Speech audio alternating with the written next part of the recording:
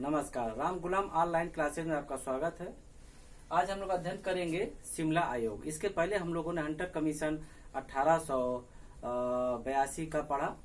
आज उसके 20 साल बाद जैसा कि कहते हैं कि संशोधित आयोग के बारे में विचार किया गया। तो उस समय जो भारत के वायसराय थे लॉर्ड मैकाले, जिसको हम जानते हैं कि बंगाल विभाजन में विशेष रूप से फेमस हुए, तो इन्होंने उच्च शिक्षा के संदर्भ में उनके विकास में एक शिमला में 1901 में शिमला में एक उच्च स्तरीय बैठक बुलाई, जिसमें विश्वविद्यालय के अधिकारियों को एवं उच्च शिक्षा से संबंधित बुद्धिजीवी वर्ग को आमंत्रित किया और एक प्रस्ताव पारित के लिए एक सम्मेलन किया, जिसमें विश्वविद्यालय यानी उच्च स्तर की शिक्षा के विकास में, उसके अध्ययन में एवं शोध कार्य आदि पर एक प्रस्ताव पारित करने के लिए कहा गया। तो उच्च अधिकारियों ने विचार विमर्श करके, चर्चा करके एक प्रस्ताव पारित किया गया। लेकिन क्योंकि जैसा भी होता है, कोई भी आयोग बनता है, एक कमेटी होती है, उसमें इसमें कोई ऐसा व्यवस्था थी नहीं।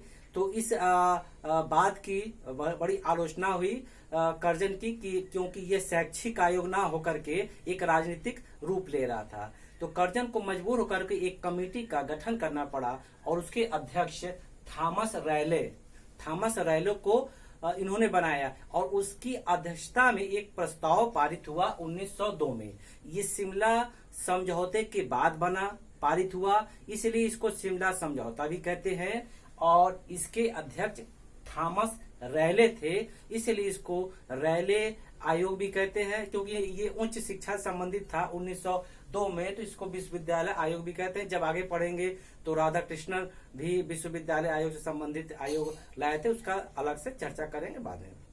तो ये जो प्रस्ताव बनने का जो एक विचार था कि उच्च शिक्षा संबंधी वो कुछ सुधार करेंगे, तो उसमें क्या क्या इन्होंने अपने प्रस्ताव को रखे, सुझाव को रखा, उस पर चर्चा करते हैं। क्योंकि हम जानते हैं इसके पहले भारत में 3 स्थानों पर विश्वविद्यालय बन चुके थे, बम्बई, कलकत्ता, मद्रास, जो लंदन विश्वविद्यालय या शिक्षा के तर्ज पर बने थे, उस शिक्षा मॉडल पर।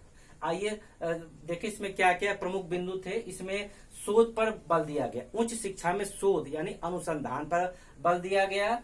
और इसके बाद शिक्षक नियुक्ति पर विचार किया गया, उनके चयन के बारे में प्रस्ताव पारित किया गया, पुस्तकालय के बारे में प्रस्ताव पारित किया गया, एवं सीनेट सदस्य यानी जो उसमें उसके मेंबर होंगे कमेटी के, उसको सीनेट सदस्य के रूप में प्रस्तावित किया। एक कमेटी बनी जिसमें 50 से 100 सदस्य हो सकते, कम से कम 50 और अधिकतम 100। इसके बाद है उसकी 1/3 सदस्य सरकारी द्वारा मनोनीत होंगे। वीटो शक्ति का भी इसमें लागू किया गया, व्यवस्था किया गया। और विश्वविद्यालय के अधीनस्थ कॉलेज को भी इसमें अपने नियंत्रण में रखने की व्यवस्था की गई कि विश्वविद्यालय के अंतर्गत जो अधीनस्थ कॉलेज होंगे वो इनके नियंत्रण में रहेंगे, इनके नियम का पालन का जो भी नियम होगा उसका पालन करेंगे। इसके बाद देखते हैं विश्वविद्यालय अध्ययन में प्रोत्साहन के लिए विभिन्न योजना चलाई, एवं जो इसका प्रस्ताव था शिमला, तो इसलिए शिमला आयोग भी कहते हैं। आइए चर्चा करें कि शोध उस समय उच्च शिक्षा को प्रोत्साहन देने के लिए, क्योंकि इसके पहले जो भी आयोग आया था उसमें शोध संबंधी या अनुसंधान संबंधी किसी प्रकार का प्रावधान नहीं था। तो इसलिए इसमें शोध संबंधी व्यवस्था को प्रोत्साहन दिया गया कि विभिन्न विषय में जो योग्य प्रशिक्षु हैं वो रिसर्च करेंगे या शोध करिए या अनुसंधान करेंगे, उसको बढ़ावा देने के लिए विभिन्न प्रकार की सरकार के रूप से सहायता दी जाएगी, जिससे उच्च शिक्षा को आगे आने बढ़ने का प्रोत्साहन का मौका मिले। एवं नियुक्ति, जो शिक्षक की नियुक्ति होगी उसके लिए भी एक मानक रखा जाए कि योग्य व्यक्ति जब जाएगा शिक्षक के रूप में, तभी अपने छात्रों को वो तराश करके सोना करेगा। जब टीचर योग्य रहेगा, प्रशिक्षित रहेगा, जानकार रहेगा, अनुभवी रहेगा, तो वो अपनी सारी चीज अनुभव के साथ सारी इन विशेषताओं को अपने छात्रों में समावेश करने का प्रयास करेगा, एवं उनके निर्देशन में छात्रों को शोध कार्य करने में सरलता होगी, क्योंकि उनके गाइड जब योग्य रहेंगे, अनुभवी रहेंगे, तो उनको अपने सारे अनुभव का, जानकारी का, इन सब गुणों को अपने छात्रों में देते रहेंगे। एवं चयन का एक सिस्टम बनाया गया कि कैसे उनको चयनित किया जाए टीचरों को, उसके लिए भी एक व्यवस्था बनाई गई। इसके बाद पुस्तकालय पर विशेष ध्यान दिया गया।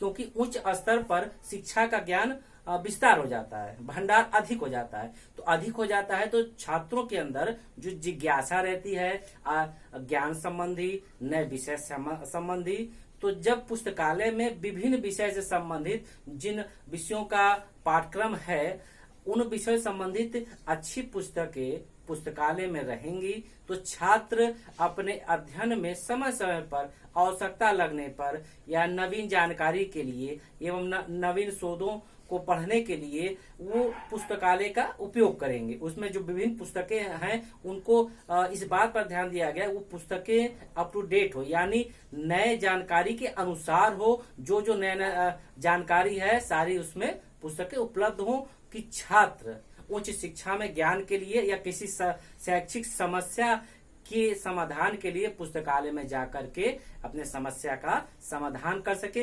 तब जाकर छात्र के अंदर जो जिज्ञासा है शैक्षिक संबंधी वो पूरी होगी, स्व अध्ययन भी करेगा। टीचर का तो गाइडेंस मिलेगा, लेकिन जब छात्र स्व अध्ययन करता है तो उसके अंदर पढ़ने की एक ललक होती, इच्छा होती है, जो उसको अधिक जानने के लिए प्रेरित करती है।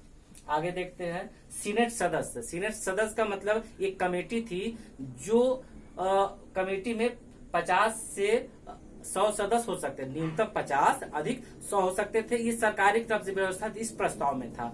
कम से कम जैसे जो विश्वविद्यालय छोटा है तो उसमें न्यूनतम 50 सदस्य हो सकते हैं। उसमें से अधिकांश सदस्य, ये मान सकते हैं 1/3 लगभग सदस्य उस सरकार द्वारा मनोनीत सदस्य होंगे। मान लीजिए 50 है, छोटा विद्यालय है, 50 है, 1/3 का आप जोड़ लीजिए, लगभग मान लीजिए 35 के आसपास सदस्य सरकार द्वारा मनोनीत होंगे। बाकी जो सदस्य होंगे वो जैसे समाज द्वारा या योग्य टीचर द्वारा उनको लिए जाएंगे। लेकिन इसके पीछे ये उद्देश्य था कि पूरा नियंत्रण या अधिकार उच्च शिक्षा पर सरकार का हो। जब सीनेट में 1/3 सदस्य, मान ली 50 में लगभग 35 सदस्य सरकार द्वारा मनोनीत होंगे, तो कोई भी प्रस्ताव पास होना होगा। तो ये जब सरकारी सदस्य हाँ करेंगे तो पास होगा, ना करेंगे तो ना। क्योंकि होता है कि मान लीजिए 100 सदस्य है या 50 सदस्य, किसी प्रस्ताव पर बहस हो गई कि बहुमत से पास हो तो लागू हो, नहीं तो नहीं। जो सरकार चाहेगी वही प्रस्ताव लागू होगा। इसलिए इन सदस्यों की संख्या में 1/3 लगभग सदस्य सरकार के रूप में रहेंगे या सरकारी सदस्य रहेंगे या सरकार द्वारा मनोनीत सदस्य ही रखे जाएंगे। और इसके बाद है इसके बाद है वीटो पावर का मतलब जो ये किसी प्रस्ताव पर यदि 50 में आधे से अधिक मान लीजिए या 1/3 सदस्य किसी प्रस्ताव को हाँ कहते तो हाँ होगा, ना कहते तो ना होगा। जैसे वीटो अधिकार अभी संयुक्त राष्ट्र संघ में है, वीटो अधिकार है, जो अस्थायी सदस्य है। अगर किसी प्रस्ताव को उसमें से सब यस कर देंगे तो यस है, यदि कोई एक कर देगा नो तो नो है। लेकिन इसमें ऐसा नहीं है। इसमें यह कि जो अधिकांश जो बहुमत होगा वही प्रस्ताव पारित होगा। जैसे 50 सदस्य है, कोई प्रस्ताव आया, जो सरकारी सदस्य 35 से मान लीजिए 35 हाँ बोल दिए, बाकी अगर ना भी बोलते हैं जो अन्य द्वारा मनोनीत सदस्य हैं तो उनका बहुमत नहीं है, तो वो प्रस्ताव पारित नहीं हो पाएगा। लेकिन सरकारी जो सदस्य आएंगे वो बहुमत पारित हो पाएगा। इसका मतलब ये था वीटो पावर या वीटो अधिकार।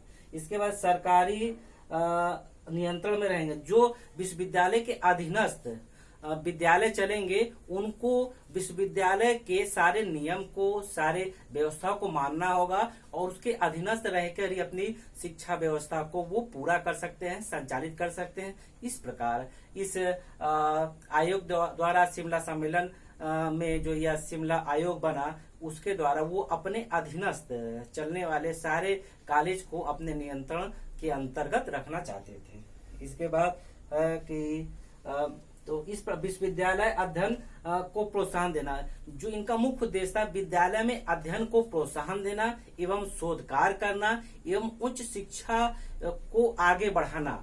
तभी हो पाएगा कि उच्च शिक्षा को आगे बढ़ाने के लिए उच्च शिक्षा में सारी व्यवस्था देना, अच्छे टीचर देना, अच्छे पुस्तकालय देना, योग्य छात्र का चयन करना एवं उनको उच्च शिक्षा से संबंधित जो भी समस्या है, शैक्षिक समस्या के समाधान के लिए योग्य शिक्षक रहे, लाइब्रेरी रहे एवं शोध कार्य द्वारा वो भी कुछ स्वाध्याय करें। लाइब्रेरी में जाएंगे, स्वाध्याय करेंगे, जब शोध कार्य करेंगे तो उनको भी कुछ अपने अंदर अपने गुणों को जानने, समझने, पहचानने का मौका मिलेगा। जब हम किसी को मौका देते हैं कुछ कहने का या समझने का, या उसको किसी काम को जिम्मेदारी देते हैं, तो वो अपनी सारी योग्यता, सारे गुण को लगा काम करता है। तो काम करते करते अनुभव कैसे आता है? काम करते करते आएगा। जब कोई काम करेगा ही नहीं तो अनुभव नहीं होगा। लोग कहते अनुभव आपके पास है, तो यदि कोई अवसर देगा, काम देगा, तो तभी अनुभव होगा। तो इसलिए ये सारी चीजें व्यवस्था की गई कि उच्च स्तर पर जो शिक्षा का स्तर गिर रहा है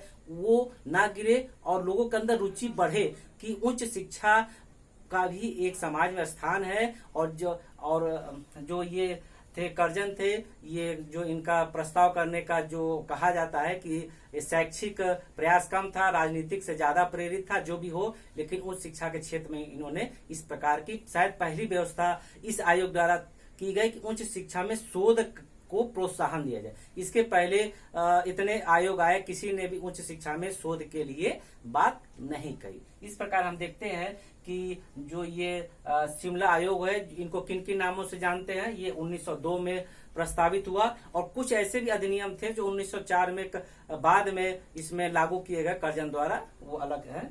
कि इसको शिमला आयोग कहते हैं क्योंकि शिमला में एक सम्मेलन हुआ विभिन्न उच्च अधिकारियों का, तो इसलिए शिमला आयोग भी कहते हैं, शिमला कमीशन भी कहते हैं, क्योंकि ये उच्च शिक्षा संबंधित था, इसलिए विश्वविद्यालय आयोग 1902 कहते हैं।